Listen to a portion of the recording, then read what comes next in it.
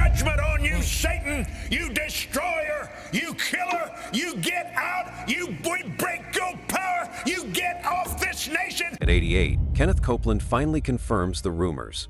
Kenneth Copeland, the influential televangelist who has spent decades shaping the landscape of modern Christian ministry, is now making headlines for a shocking reason.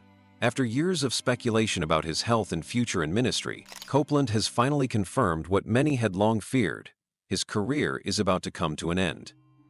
But why now? What could have prompted this decision at such a pivotal point in his life? And what exactly did he reveal about the future of his ministry and legacy? Stay tuned as we uncover the truth behind his bombshell announcement that has left followers and critics alike stunned. Rumors surrounding Kenneth Copeland, legal troubles, and fewer appearances. For years, Kenneth Copeland has been one of the most prominent names in the world of televangelism, with his ministry reaching millions across the globe. However, in recent months, whispers of legal troubles and a noticeable decline in his public appearances have sparked rumors about the future of his career. Fans and critics alike began noticing that Copeland, once a regular face on his ministry broadcasts, had become less visible, leading many to wonder if something bigger was at play. The rumors started small, with some speculating that Copeland's age and declining health were the main reasons for his reduced presence. At 88 years old, it's natural for many to assume that health issues might be slowing him down. His last few televised appearances seemed more scripted, and there was an apparent lack of energy in his usual passionate speeches. Fans began to wonder if the great preacher was stepping away due to health concerns, but no official statement had been made. Then, more serious rumors began to surface. Word spread that Kenneth Copeland might be facing legal challenges. These were not just whispers, but concerns tied to his ministry's finances, and the speculation quickly gained traction. Allegations of financial mismanagement had been circulating for years, with people questioning how much of the money donated by followers had actually gone toward the causes Copeland had promised. There were even murmurs about tax issues, with people wondering if the longtime televangelist might be in trouble with the IRS. As the rumors continued, a few former employees came forward with claims that suggested some troubling practices within the ministry. It wasn't clear what exactly was going on behind the scenes, but these whistleblowers added fuel to the fire. A lot of the conversation centered around the idea that Copeland's vast wealth, including his fleet of private jets and mansions, might have been funded through questionable practices. This, combined with his sudden silence on public platforms, made many wonder if the legal troubles had finally caught up with the preacher. Though Copeland's representatives denied any wrongdoing, the speculation around his legal troubles grew. As time went on, people noticed that his social media accounts, once regularly updated with inspiring messages and sermons, had become quieter. His absence raised more questions than answers, and even those closest to him began to wonder what might be happening behind the closed doors of Kenneth Copeland Ministries.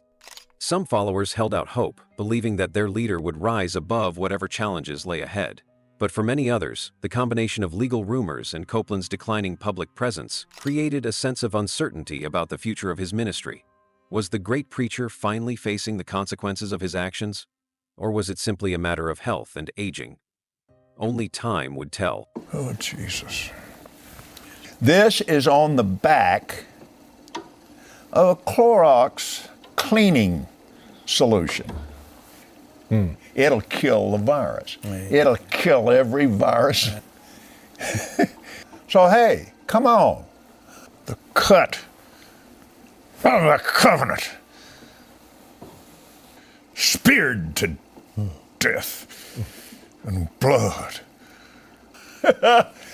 You listen to me? You're asking for the virus. Stop it right now. Believe. You stop that fear right now.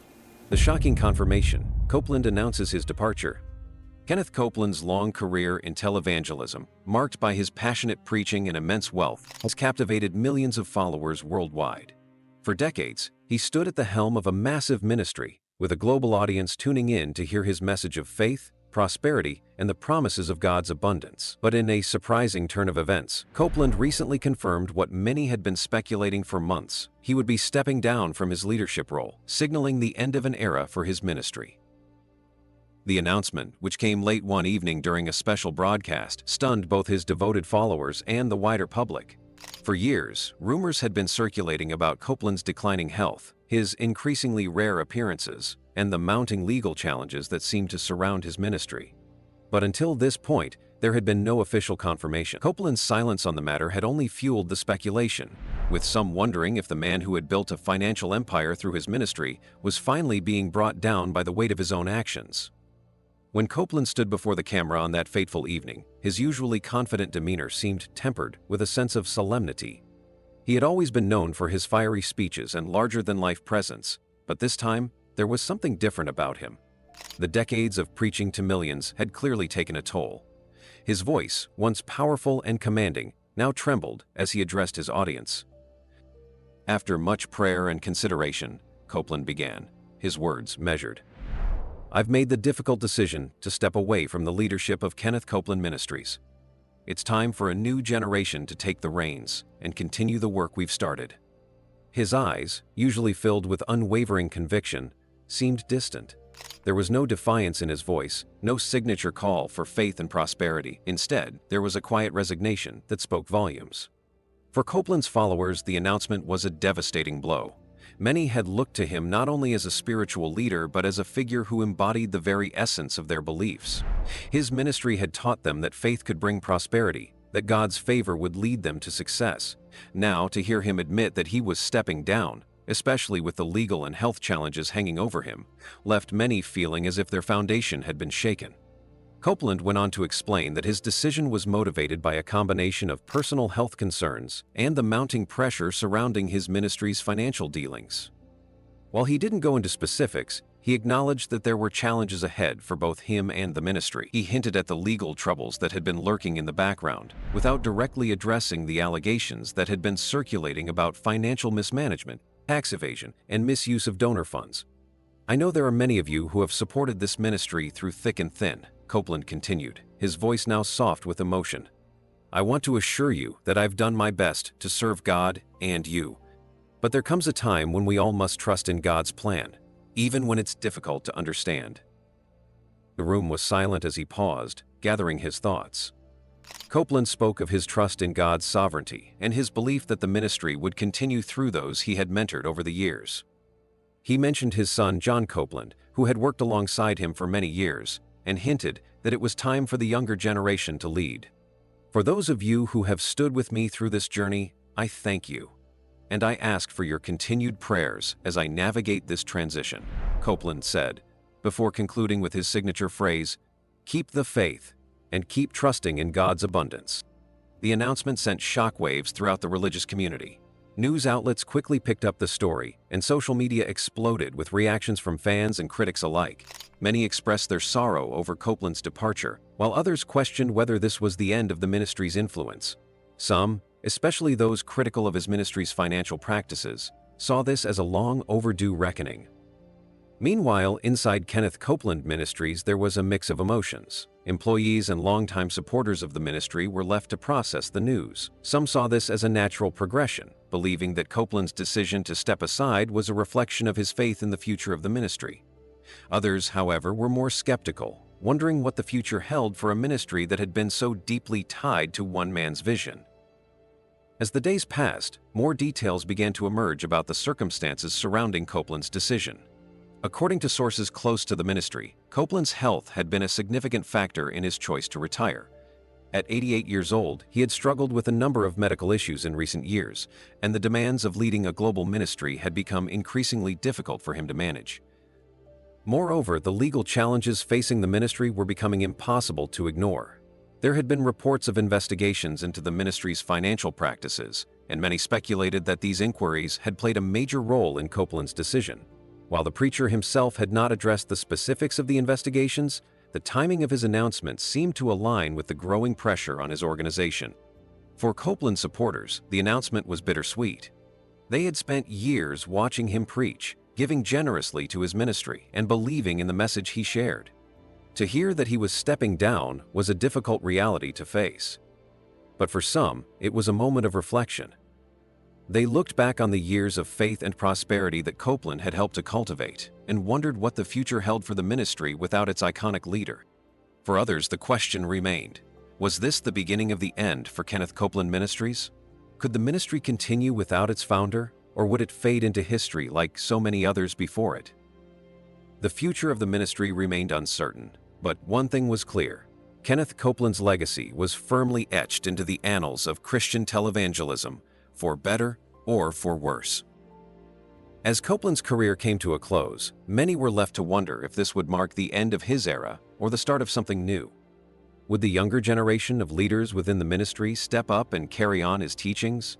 Or would the shadow of his past, including the legal issues and controversies surrounding his financial dealings, prevent the ministry from moving forward? In the coming weeks, Copeland's future, as well as the future of his ministry, would likely continue to dominate headlines. But one thing was certain: the world would be watching closely to see how the man who built an empire of faith and prosperity would navigate the final chapter of his remarkable life. Media and family reactions. The announcement that Kenneth Copeland, the powerful televangelist and founder of Kenneth Copeland Ministries, was stepping down and facing an uncertain future shook the media landscape and left many in his family and ministry in a state of shock. This was a man whose voice had been synonymous with prosperity theology, whose teachings had touched millions, and whose empire had spanned continents. To hear that Copeland, at the age of 88, was finally acknowledging the rumors and stepping away from the pulpit was a significant moment in religious broadcasting history. When the news broke, the media reacted swiftly. Journalists scrambled to cover the details of the shocking revelation. For years, Copeland had been a controversial figure, adored by many for his charisma and financial success, yet also criticized for his wealth and the alleged misuse of ministry funds. The idea that his career was coming to an end due to personal and legal struggles captured the attention of not just religious outlets, but mainstream media as well. Television networks, newspapers, and online publications ran stories speculating about Copeland's future and the impact his retirement would have on both his ministry and the larger world of Christian televangelism. In many ways, the media's response was a mix of sympathy, skepticism, and curiosity. On one hand, there were stories celebrating Copeland's long career and the undeniable impact he had on Christian television. His teachings on prosperity, faith, and healing had made him a household name, and his ministry had raised millions of dollars over the years, funding missions, media productions, and his lavish lifestyle. For many, his retirement marked the end of an era. On the other hand, some outlets focused on the allegations and legal troubles that had plagued Copeland for years. The whispers of financial mismanagement, questionable business practices, and tax evasion had been persistent throughout his career, and the announcement of his departure seemed to be linked with these ongoing issues. While Copeland didn't directly address the specifics of the legal challenges in his statement, the media quickly picked up on the fact that the timing of his retirement coincided with increasing public scrutiny of his finances. For those who had long been critical of Copeland's ministry, this was seen as a moment of reckoning. Several reporters highlighted the fact that, despite his vast wealth, Copeland had faced numerous lawsuits over the years and had been the subject of government investigations into his financial dealings. Some outlets even questioned whether this was an attempt by Copeland to step away before any formal charges could be filed. The media's coverage of the situation reflected the deep division that had always surrounded Copeland's ministry. While some hailed him as a man of faith, others saw him as a symbol of corruption in the evangelical world. Copeland's family, too, was left grappling with the news. His wife, Gloria Copeland, had been by his side for decades, helping to build the ministry from the ground up.